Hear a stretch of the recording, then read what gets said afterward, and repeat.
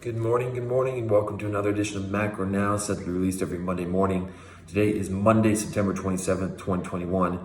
My name is Alexander Turro, Senior Market Strategist here at RGO Futures, where we contextualize the rates of change of growth and inflation, not only here domestically, but globally as well, within the context of the prior week. So with that said, we'll start with the global currency market.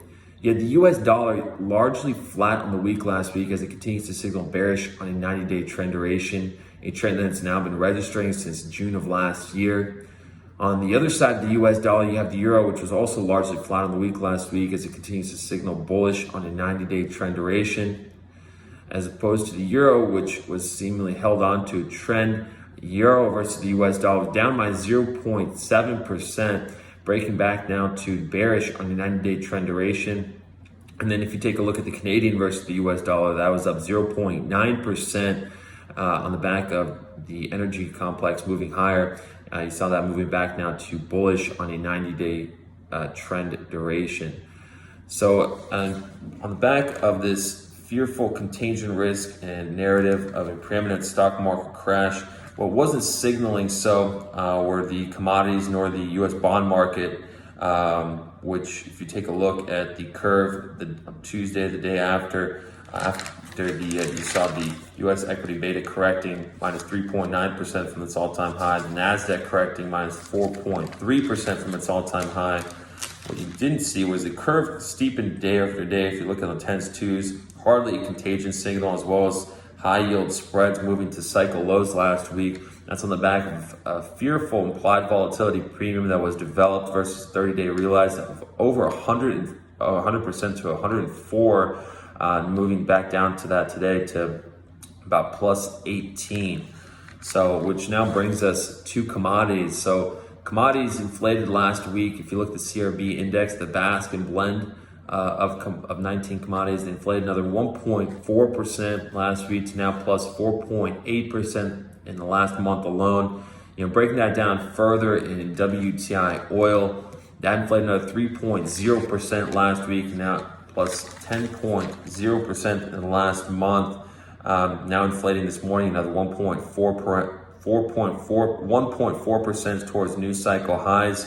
Gas in kind as well, inflating 4% up towards $6. And then you break that down further. You take a look at softs and copper, first of all, copper inflating 0.9%, 0.6% in the last month. But if you look on a year-to-date basis, it's still up over 22%. And then in the softs and coffee, that inflated 4.3%. And if you look on a 3-month trending basis, you see that was up 24.4% in the last 3 months.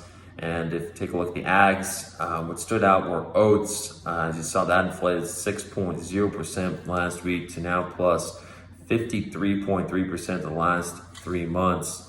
And so breaking that down as far as the interest rate market, you did see U.S. 2 years break out to 0.2%, 7% last week. That's a 5 basis point move week over week.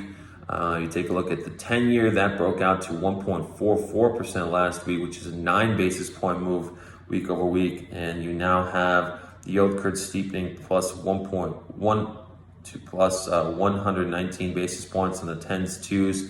And if you take a look at global European 10-year sovereign yields, just a tremendous break to the upside just across the board. If you take a look at Germany, which is up 21 basis points just in the last month alone, France up 20 basis points, Netherlands up 20 basis points, Switzerland up 20 basis points, and United Kingdom up 39 basis points just in the last month alone. Touching on sector styles and factor exposures here briefly. Take a look at energy stocks. Those were leading last week, up 3.2% to now plus 5.2% the last month. Versus something that's more rate sensitive, such as utilities. Those were down minus 1.9% last week to now minus 5.0% the last month. Similarly, what you're seeing in gold, which is down about nearly 4% in the last month as well.